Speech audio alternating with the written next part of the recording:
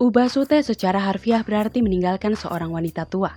Salah satu tempat yang diyakini sebagai situs populer di masa lalu adalah hutan lebat di kaki barat laut Gunung Fuji, Aokigahara.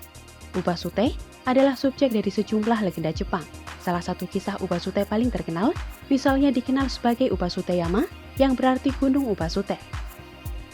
Dalam cerita rakyat ini, seorang ibu lanjut usia dibawa oleh putranya ke atas gunung untuk ditinggalkan. Sang ibu sadar akan apa yang dilakukan putranya kepadanya.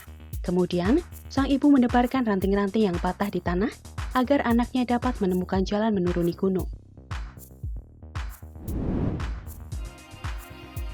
Kisah lain yang datang dari India selama abad ke-6 berbicara tentang seorang raja yang membenci orang tua.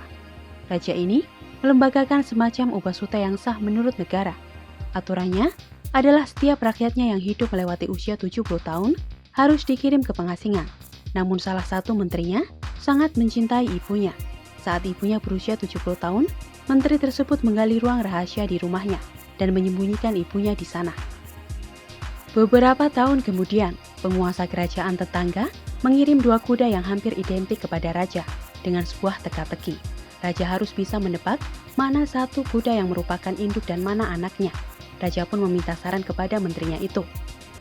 Meski si menteri tidak tahu jawabannya, dia memilih untuk bertanya kepada ibunya. Ibunya itu pun menyarankan untuk meletakkan rumput di depan mereka. Kuda yang mundur dan membiarkan yang lain makan katanya adalah induknya. Raja benar dan penguasa kerajaan tetangga itu lantas menjadi sekutunya. Raja pun terkesan kepada menterinya tentang bagaimana dia bisa mengetahui jawaban itu.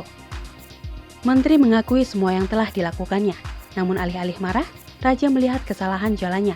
Ia mencabut dekretnya terhadap orang tua dan menghormatinya dengan tepat.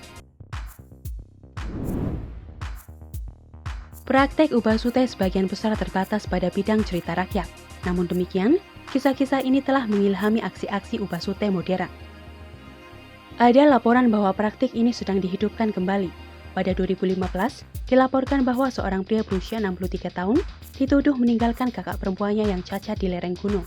Selain itu, semakin banyak orang mengirim lansia mereka ke rumah sakit, kantor amal, atau panti jompo sehingga mereka dapat diadopsi.